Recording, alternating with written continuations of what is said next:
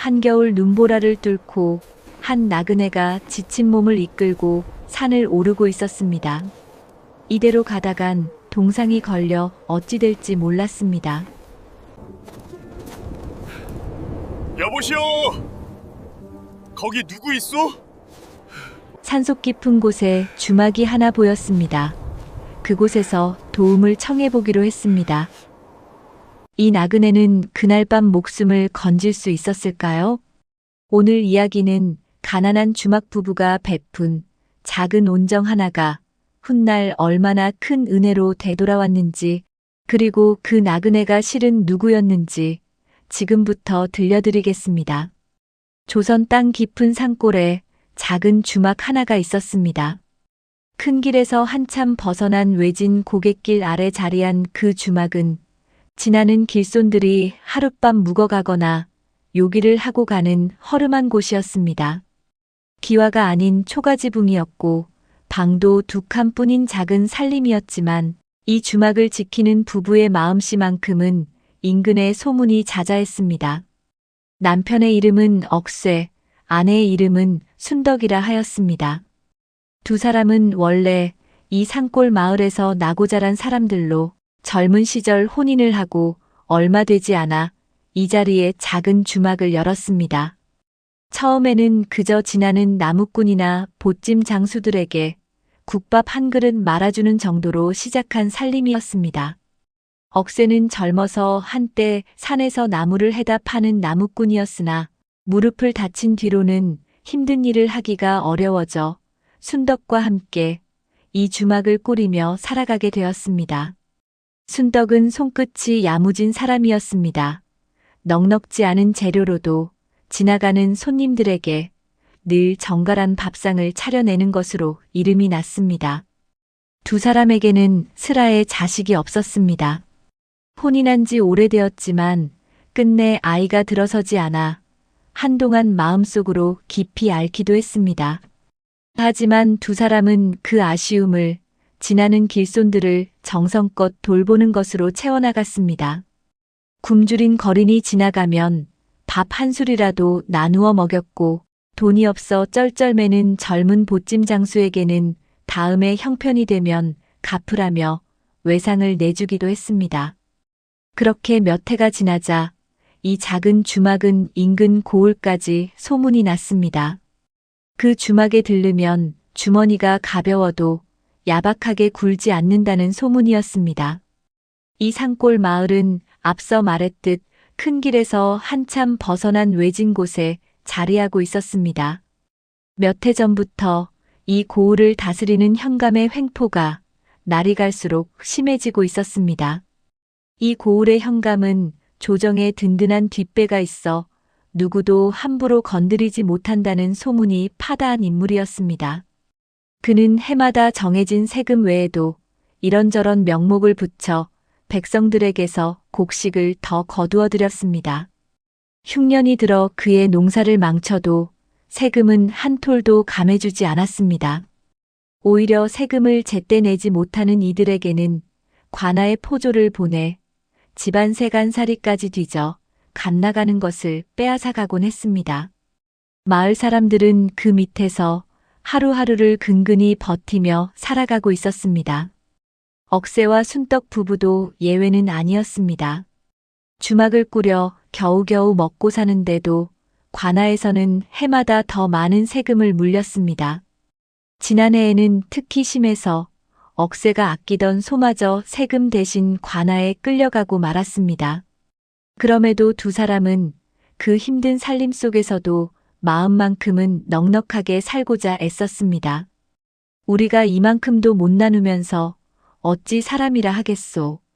억새는 종종 그렇게 말하며 순떡과 함께 어려운 이웃들을 챙겼습니다. 마을 사람들은 그런 두 사람을 두고 가난해도 마음만은 부자라고 입을 모아 칭찬했습니다. 그의 겨울은 유난히도 눈이 많이 내렸습니다. 동짓달 초부터 눈이 쏟아지기 시작하더니 섣달에 이르러서는 며칠째 눈보라가 그치지 않아 산길이 온통 발이 푹푹 빠질 만큼 깊이 쌓였습니다. 지나는 길손들의 발길도 자연히 뚝 끊기고 말았습니다. 억새와 순떡 부부는 텅 빈 주막에 앉아 화롯불만 쬐며 그 매서운 겨울을 나고 있었습니다. 밤이면 매서운 바람이 문풍지를 뒤흔들었고 두 사람은 이불 속에서 서로의 온기에 의지의 겨울을 견뎠습니다. 그러던 어느 밤이었습니다. 바깥에서 웬 남자의 목소리가 들려왔습니다. 그날 밤은 유독 눈보라가 사나웠습니다. 바람이 문풍지를 사정없이 흔들어대고 처마 밑에는 고드름이 어른 팔뚝만큼이나 길게 얼어붙어 있었습니다. 억새와 순덕은 화롯불 곁에 앉아 이런 밤에 누가 길을 나서겠느냐며 일찌감치 잠자리에 들 채비를 하던 참이었습니다. 그런데 바로 그때 대문 밖에서 인기척과 함께 다시 한번 문을 두드리는 소리가 들려왔습니다. 처음에는 바람 소리인가 하여 두 사람 모두 대수롭지 않게 여겼습니다. 하지만 그 소리는 잠시 멎었다가 다시 이어지기를 반복했습니다. 분명한 사람의 두드림이었습니다. 순덕은 놀라 귀를 기울였습니다.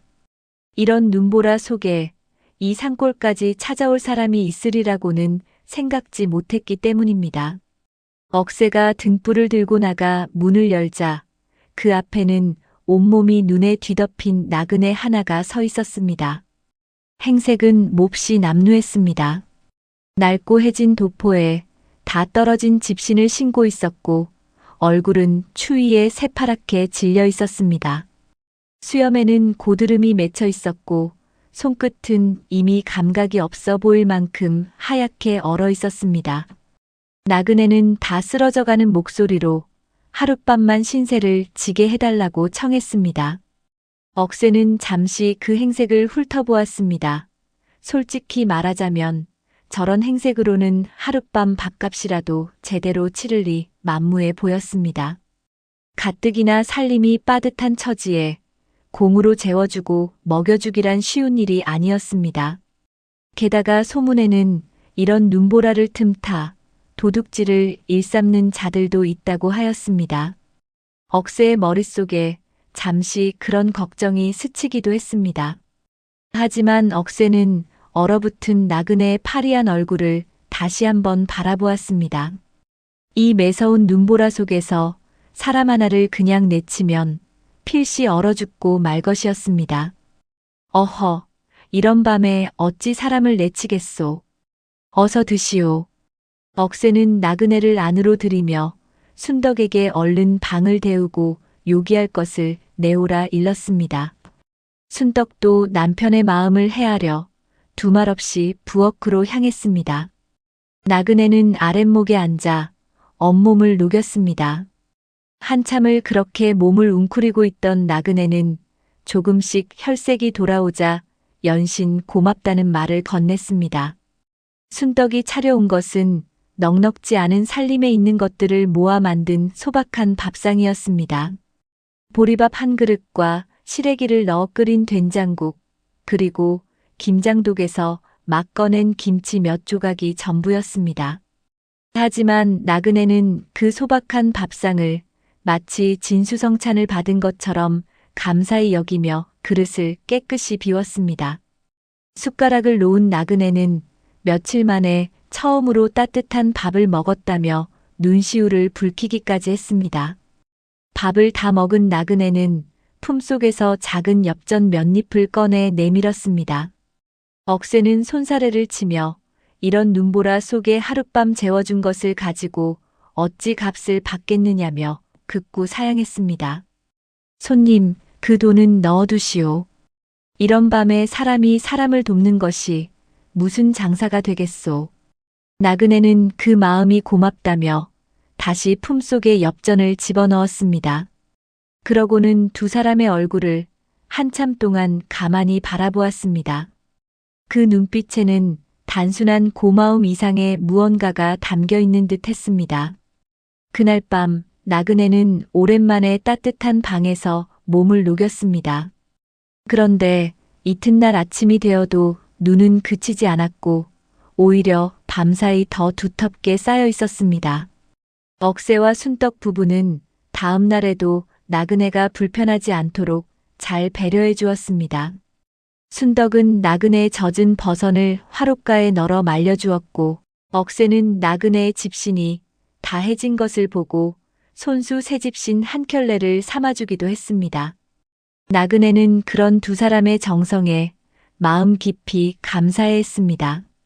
사흘 동안 나그네는 화롯불 곁에 앉아 두 사람과 이런저런 이야기를 나누었습니다. 자신은 먼 길을 떠도는 나그네로 이곳저곳을 다니며 세상 사는 모습을 두루 살피는 중이라 말했습니다. 억새와 순덕은 별다른 의심 없이 그 말을 그대로 받아들였습니다. 그저 딱한 처지에 글 읽는 선비이려니 여기며 정성껏 대접했을 뿐이었습니다. 밤이 깊어지면 세 사람은 화롯불 앞에 둘러앉아 도란도란 이야기를 나누었습니다. 나그네는 자신이 다녀온 여러 고을의 이야기를 들려주었고 억새와 순덕은 그 이야기에 귀 기울이며 오랜만에 웃음꽃을 피우기도 했습니다. 그런데 나그네는 이야기를 나누는 중에 자연스럽게 이 마을의 사정을 물어왔습니다. 처음에는 그저 지나가는 말처럼 이 고을 농사는 잘 되느냐, 사람들 인심은 어떠하냐 하는 정도였습니다. 억새는 별 생각 없이 그동안 쌓인 마음속 이야기를 술술 풀어놓았습니다. 현감이 해마다 세금을 부풀려 거두어들이는 일이며 흉년이 들어도 곡식을 조금도 감해주지 않는 일까지 억새는 답답한 속내를 낱낱이 털어놓았습니다. 손님, 우리 같은 백성들이야 그저 하늘만 원망할 뿐이지요. 관아에 하소연해봐야 오히려 괘씸죄로 더 혼쭐만 날 텐데요. 순덕도 곁에서 마을 사람들이 겪는 고초를 하나하나 덧붙였습니다. 늙은 부모를 모시는 집에서는 세금을 낼 돈이 없어 딸을 팔았다는 이야기며 젊은 장정들이 세금 독촉을 견디다 못해 야반도주하듯 마을을 떠났다는 이야기까지 두 사람은 오랜만에 속에 쌓인 것들을 다 쏟아냈습니다. 순덕은 특히 지난 가을 이웃집 노인이 세금을 못 내 곤장을 맞고 몸져 누운 이야기를 하며 눈시울을 붉혔습니다. 나그네는 그 이야기들을 한마디도 놓치지 않고 조용히 귀 기울여 들었습니다. 가끔 몇 가지를 되물으며 세세한 사정까지 확인하는 듯 했습니다. 이를테면 그 세금을 걷는 아전의 이름은 무엇인지, 곤장을 맞았다는 노인은 지금 어디 사는지 하는 것들까지도 말이죠. 억새와 순덕은 그저 낯선 나그네가 자신들의 딱한 처지에 공감해주는 것이려니 여겼습니다. 나그네가 그렇게 유심히 정보를 캐고 있다는 것은 두 사람 모두 짐작조차 하지 못했습니다. 오히려 두 사람은 오랜만에 자신들의 이야기를 진심으로 들어주는 사람을 만난 것이 반갑기까지 했습니다. 이틀째가 되던 날밤, 나그네는 두 사람에게 넌지시 물었습니다. 혹시 이 고을 현감의 폭정을 관아에 고하거나 상부에 알린 사람은 없었느냐고요. 억새는 씁쓸하게 웃으며 고개를 저었습니다. 그런 일을 벌였다가는 도리어 괘씸죄로 더 큰 화를 입을 것이 뻔하니 다들 그저 참고 견딜 뿐이라 답했습니다. 몇 해 전 옆마을의 한 사람이 한양까지 올라가 상소를 올리려 했다지요. 허나 그 소식이 미리 새어나가 결국 관아에 끌려가 매만 실컷 맞고 돌아왔다더군요. 그 뒤로는 누구도 감히 나서지 못합니다. 나그네는 그 말에 말없이 고개를 끄덕였습니다.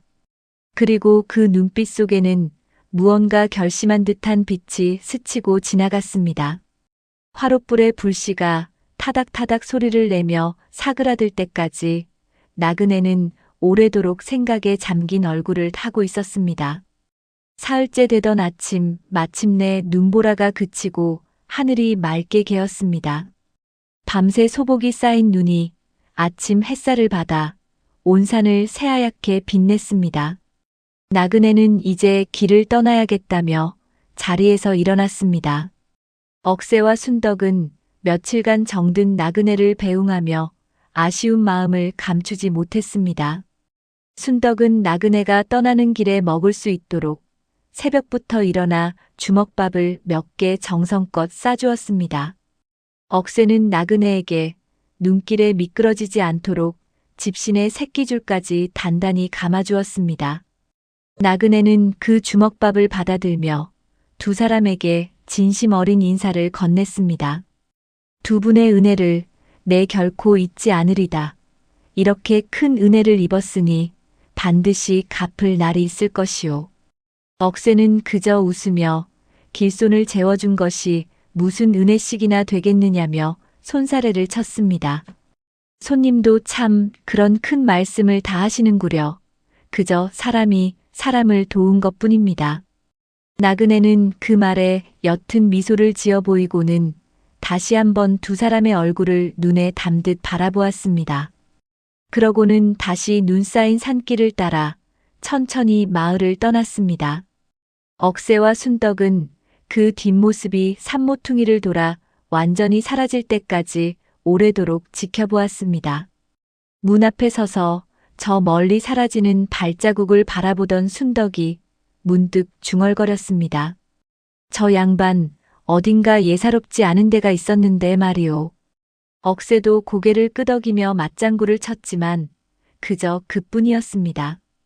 두 사람은 다시 평소와 다름없는 주막의 일상으로 돌아갔습니다. 그 나그네가 다녀간 일은 두 사람의 기억 속에서 점차 흐릿해져 갔습니다.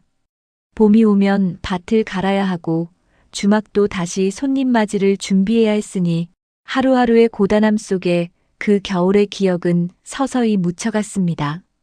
그렇게 겨울이 가고 봄이 찾아왔습니다. 그런데 그의 봄, 고을에는 참으로 놀라운 소식이 전해졌습니다. 임금이 보낸 암행어사가 이 고을을 다녀갔다는 소문이었습니다. 소문은 마치 봄바람처럼 순식간에 온 고을에 퍼졌습니다. 처음에는 저작거리 한 구석에서 수군거리던 이야기였지만 며칠이 지나지 않아 마을 구석구석까지 파다하게 번져나갔습니다. 임금이 몰래 보낸 암행어사가 이미 지난 겨울부터 이 고을 곳곳을 은밀히 살피고 다녔다는 이야기였습니다. 허름한 나그네의 행색으로 변장하여 이 마을 저 마을을 두루 돌아다니며 백성들의 사정을 직접 살폈다는 것이었습니다. 그리고 마침내 현감의 그간의 폭정을 낱낱이 조사하여 마패를 꺼내 들고 관아에 들이닥쳐 그 자리에서 현감을 파직시켰다는 소식이었습니다. 세금을 부풀려 착복한 일이며 흉년에도 곡식을 감해주지 않은 일, 세금을 못 낸 백성들에게 매질을 일삼은 일까지 그동안 백성들이 겪어온 고초가 모두 상세히 밝혀졌다고 했습니다. 암행어사가 올린 상소로 인해 현감은 결국 조정으로부터 파직을 당하고 엄한 문책을 받아 유배를 가게 되었다고 했습니다. 세금을 거두며 백성들을 괴롭히던 아전들 역시 여럿이 함께 벌을 받았습니다. 새로 부임한 현감은 전임 현감이 부풀려 거두었던 세금을 백성들에게 되돌려 주었고 앞으로는 흉년이 들면 세금을 감면해 주겠다는 약속까지 내걸었습니다. 마을 사람들은 그 소식에 다들 기뻐하며 저작거리에 모여 그간의 서름을 씻어냈습니다. 집집마다 오랜만에 웃음소리가 담장을 넘어 흘러나왔습니다. 그런데 그 놀라운 소문 속에서 사람들 입에 오르내리는 이야기 하나가 있었습니다. 바로 그 암행어사가 지난 겨울 눈보라 속에서 한 산골 주막에 사흘을 머물렀다는 이야기였습니다. 누군가는 그 주막이 어디인지 정확히 안다며 그곳이 바로 억새와 순덕이 지키는 산골 주막이라 이야기했습니다. 그 소식은 이내 억새와 순덕의 귀에까지 흘러들어갔습니다. 두 사람은 그 이야기를 듣는 순간 온몸이 얼어붙는 듯 했습니다. 설마 그 나그네가? 억새는 지난 겨울 다 떨어진 집신을 신고 문을 두드리던 그 남루한 나그네를 떠올렸습니다. 새끼줄을 단단히 감아준 그 낡은 집신, 언손을 화롯불에 녹이던 그 파리한 얼굴이 다시금 생생하게 떠올랐습니다. 순덕도 화롯불 곁에서 자신들의 이야기를 조용히 듣던 그 눈빛을 떠올렸습니다. 그날 밤 세금을 걷는 아전의 이름까지 자세히 물어보던 그 유심한 물음들이 이제야 다른 의미로 다가왔습니다. 두 사람은 그제야 모든 것이 이해가 되었습니다. 나그네가 유독 마을의 사정을 세세히 캐물었던 것도, 헤어지며 은혜를 갚겠다 말했던 것도 모두 까닭이 있었던 일이었습니다. 여보, 그럼 그때 그 손님이 정말 암행어사였단 말이오? 순덕이 떨리는 목소리로 묻자 억새도 말을 잇지 못한 채 그저 멍하니 마당만 바라보았습니다. 그로부터 얼마 지나지 않은 어느 날이었습니다. 주막 앞으로 화려한 행렬 하나가 다가오는 소리가 들려왔습니다. 말발굽 소리와 함께 관졸들이 앞서 걷는 소리가 점점 가까워졌습니다. 억새와 순덕이 놀라 밖을 내다보니 관복을 갖춰 입은 관리 하나가 여러 수행원을 거느리고 주막 앞에 멈춰 서 있었습니다. 그 관리의 얼굴을 본 순간 두 사람은 그 자리에서 굳어버렸습니다. 지난 겨울 눈보라 속에서 사흘을 머물렀던 바로 그 나그네였습니다. 다만 이번에는 남루한 도포 대신 위험 있는 관복을 갖추어 입고 있었고 허리춤에는 마패가 번쩍이고 있었습니다. 억새와 순덕은 황급히 마당에 엎드려 예를 갖추었습니다. 두 사람의 손이 놀라움과 두려움에 가늘게 떨렸습니다. 관리는 부드러운 얼굴로 두 사람을 일으켜 세우며 그날의 은혜를 잊지 않고 이렇게 다시 찾아왔노라 말했습니다. 그는 지난 겨울 이 고을 현감의 폭정에 대한 소문을 듣고 그 진위를 살피기 위해 나그네로 변장하여 이곳저곳을 다니던 암행어사였다고 밝혔습니다. 그날 밤 눈보라에 갇혀 오도 가도 못하던 차에 이 주막의 문을 두드리게 되었던 것이라고요. 그날 밤 내 몸이 얼어 정신마저 아득해지던 참이었소. 이 문이 열리지 않았다면 나는 그 눈밭에서 얼어 죽었을 것이오. 암행어사는 그렇게 말하며 그날의 일을 생생히 떠올렸습니다. 그리고 그날 아무런 대가도 바라지 않고 정성껏 자신을 돌보아준 두 사람의 마음이 못내 잊히지 않았다고 말했습니다. 밥값을 받지 않으려던 억새의 손사래며 젖은 버선을 말려주던 순덕의 정성이 임무를 수행하는 내내 마음 한 구석에 따뜻하게 남아있었다고도 했습니다. 무엇보다 그날 밤 두 사람이 들려준 마을의 사정이 현감의 폭정을 낱낱이 밝히는데 결정적인 실마리가 되었다는 것이었습니다. 세금을 걷는 아전의 이름과 곤장을 맡고 몸져 누웠다는 노인의 사연까지 그 모든 것이 조사의 실마리가 되어 마침내 현감의 죄상을 낱낱이 밝혀낼 수 있었다고 했습니다. 억새와 순덕은 그제야 자신들이 무심코 나눈 이야기가 얼마나 큰 역할을 했는지 깨닫고 놀란 가슴을 쓸어내렸습니다. 암행어사는 품속에서 두툼한 서찰과 함께 넉넉한 곡식을 내어주며 말했습니다. 이것은 값을 치르는 것이 아니라 사람의 도리를 지킨 이들에게 마땅히 돌아가야 할 보답이라고 하였습니다. 억새와 순덕은 처음에는 극구 사양했지만 암행어사의 진심 어린 뜻을 이기지 못해 결국 그 마음을 받아들였습니다. 암행어사는 그 후에도 조정에 이 두 사람의 이야기를 소상히 알렸습니다. 가진 것 없는 처지에도 낯선 나그네를 아무런 대가 없이 정성껏 대해준 마음씨가 참으로 귀하다는 내용이었습니다. 그 소식을 전해 들은 새 현감은 억새와 순덕 부부에게 특별히 세금을 면제해주는 은전을 내렸습니다. 또한 마을 사람들에게도 두 사람의 이야기를 본보기로 삼아 널리 알렸습니다. 가난한 살림에도 나그네를 내치지 않고 정성껏 대접한 것이 결국 온 마을에 큰 은혜로 돌아왔다는 것이었습니다. 마을 사람들은 그제야 두 사람의 평소 마음씨를 다시금 떠올렸습니다. 지나가는 거린에게 밥 한 그릇 나누어 주던 일이며 형편이 어려운 길손에게 외상을 내주던 그 오래된 습관들이 결코 헛되지 않았다는 것을 깨달은 것입니다. 그러고 보니 억새내외가 늘 그렇게 베풀고 살더니만 사람이 착하게 살면 하늘이 다 지켜보고 있다더니 그 말이 참으로 맞구먼. 마을 사람들은 저마다 그렇게 말하며 두 사람을 다시 보게 되었습니다. 억새와 순덕은 그 뒤로도 조금도 변하지 않았습니다. 넉넉해진 살림에도 여전히 지나는 길손들을 정성껏 대접했고 형편이 어려운 이들에게는 여전히 손을 내밀었습니다. 암행어사가 내려준 곡식 중 상당 부분을 두 사람은 오히려 형편이 더 어려운 이웃들에게 나누어 주었습니다. 우리가 이만큼 받은 것도 다 남을 돕던 마음 덕분이었는데 이걸 우리끼리만 쌓아두면 그게 무슨 소용이겠소. 억새는 그렇게 말하며 예전과 다름없이 살아갔습니다.